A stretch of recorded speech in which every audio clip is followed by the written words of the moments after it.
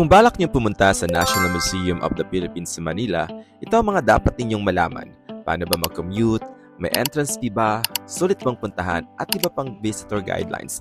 Tara, samahan niyo ako at tuklasin natin ang mga kwento sa National Museum of the Philippines. May tatlong museums na pwede niyong puntahan sa Manila. Ang National Museum of Anthropology, National Museum of Fine Arts, at ang National Museum of Natural History. Open ito sa public from Monday to Sunday except on selected religious holidays and operate from 9 a.m. to 6 p.m.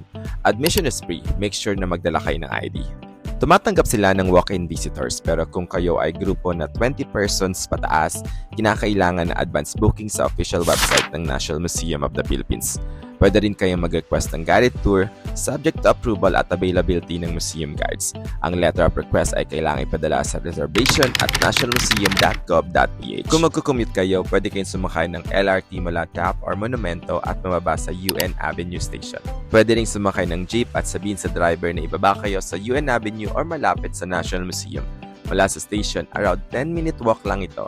Magkakadikit lang ang tatlong museums kaya madaling puntahan. Pagpasok ng museum, sasalubuhin kayo ng security personnel para sa security inspection. Kung may dala kayong malaking bag, may bag counter naman kaya walang problema. May mga bawal dalhin sa loob ng museum kaya masabuting screenshot na lang ang mga guidelines bago pumasok. Pwede ang pagkuha ng photo sa loob ng museum pero may higpit na pinagbabawal ang paggamit ng camera flash.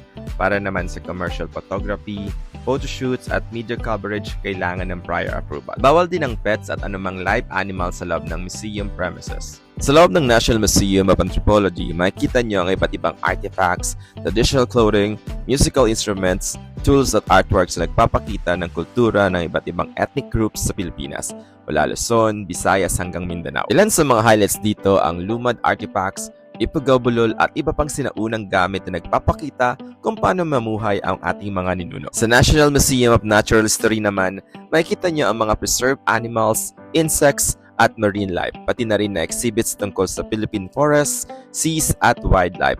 Meron ding skeletons, fossils, interactive displays at syempre ang iconic na si Lolong, ang giant saltwater crocodile. Samantala, sa National Museum of Fine Arts, matatagpuan ang iba't ibang Filipino artworks tulad ng paintings, sculptures at historical pieces na nagpapakita ng mayamang kultura at kasaysayan ng Pilipinas.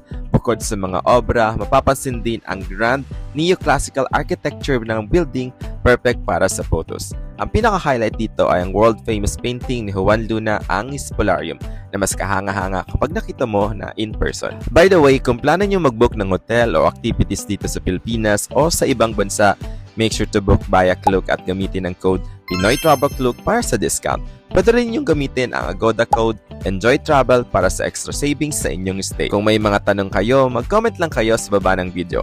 Ako nga pala si The Pinoy Traveler. See you sa ating next adventure.